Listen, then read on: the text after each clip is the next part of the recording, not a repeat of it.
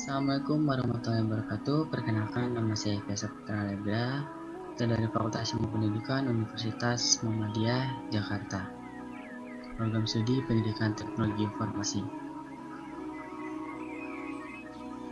Hari ini saya akan membawakan materi Mawaris untuk memenuhi ujian tengah semester dari mata kuliah Al-Islam Muhammadiyahan.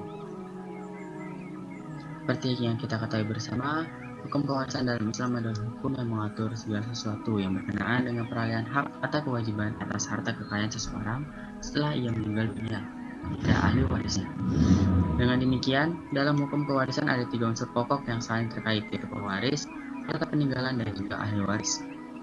Kewarisan pada dasarnya merupakan bagian yang tak terpisahkan dari hukum.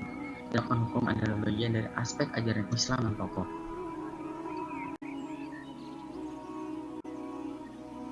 Kata waris sendiri berasal dari bahasa Arab, yaitu warasa yurisu, warisan, berarti berpindahnya harta seseorang kepada seseorang setelah meninggal dunia.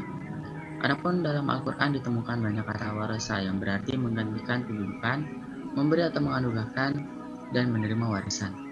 Sedangkan al-miros menurut istilah ulama ialah berpindahnya hak kepemilikan dari orang meninggal kepada ahli waris yang masih hidup, baik yang ditinggalkan itu berupa harta, tanah, atau apa saja yang berupa hak milik serta legal secara syar'i.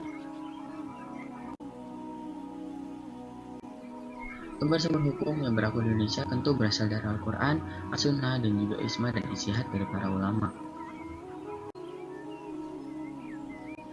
Lalu saya menemukan sumber dalil dari Al-Quran dalam surat An-Nisa ayat 7 yang berbunyi, A'udzubillahiminasyaitonirrajim, Bismillahirrahmanirrahim.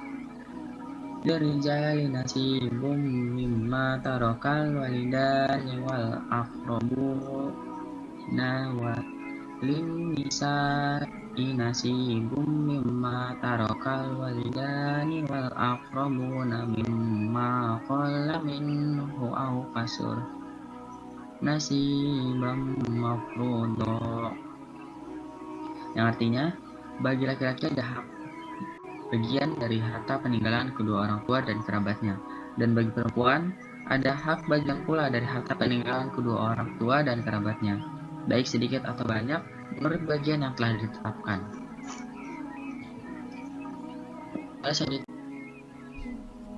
Ada pula dalil yang bersumber dari As-Sunnah atau dari hadis Nabi dari Abdullah bin Abbas yang diriwayatkan oleh Sunan Tirmizi yang berbunyi, telah menceritakan kepada kami Musa bin Ismail, telah menceritakan kepada kami Wahib, telah menceritakan kepada kami Ibnu Tawus dari ayahnya Ibnu Abbas dari Nabi SAW bersabda, berikanlah bagian atau faraid atau warisan yang telah ditetapkan kepada yang berhak, maka bagian yang tersisa dari pewaris, maka bagian yang tersisa bagi pewaris laki-laki yang paling dekat nasabnya.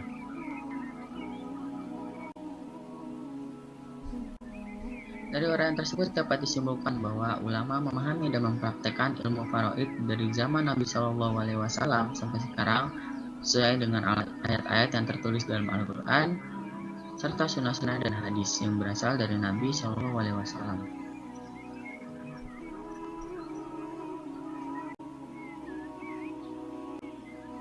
Rukun waris yang pertama adalah al-muwaris, yang kedua adalah al-waris, dan yang ketiga adalah al-maurus. Suatu pewarisan atau lebih dikenal dengan istilah pusaka maupun pusakai memiliki 3 rukun yang harus terpenuhi, dan apabila salah satu dari ketiga rukun ini tidak terpenuhi, maka tidak terjadinya suatu pewarisan. Sebagaimana hukum lainnya, masalah waris pun memiliki ketentuan khusus atau rukun-rukun yang harus dipenuhi.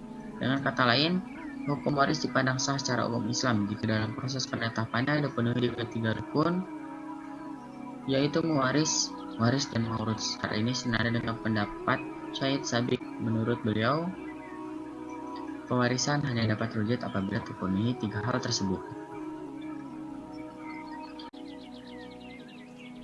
Lalu syarat waris sendiri, yang pertama adalah meninggalnya pewaris.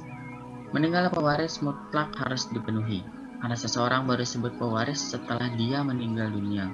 Untuk meninggal atau matinya seseorang di sini, para ulama membaginya menjadi 3 macam, yakni mati hakiki atau mati sejati, mati hukmi atau mati menurut keputusan hakim, serta mati takdir atau mati menurut dugaan.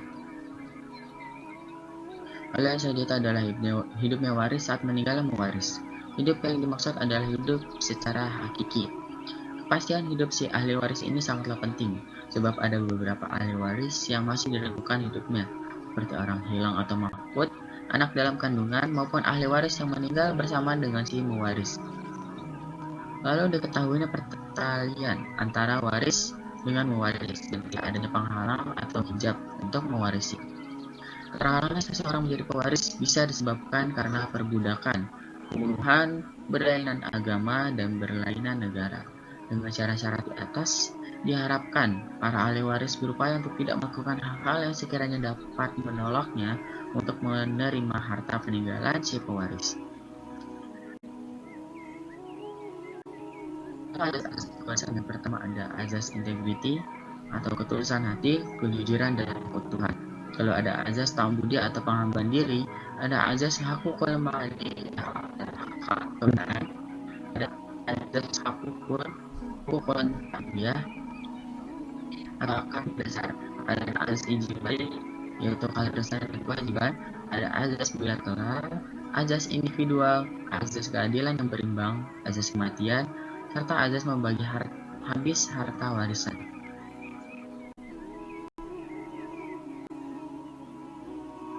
Kita tidak bisa sembarangan melakukan pewarisan begitu saja, akan tetapi ada syarat-syarat dan rukun yang harus kita taati dan laksanakan, baik sesuai tuntunan agama Islam dan Nabi Shallallahu Alaihi Wasallam. Sebagai pelengkap dari video ini, saya akan meletakkan sumber yang saya gunakan serta PowerPoint yang saya gunakan sebagai pelengkap dalam ujian tengah semester pada bagian deskripsi video. Cukup sekian dari saya, kurang lebihnya mohon maaf. Billahi fisabilil haq. Assalamualaikum warahmatullahi wabarakatuh.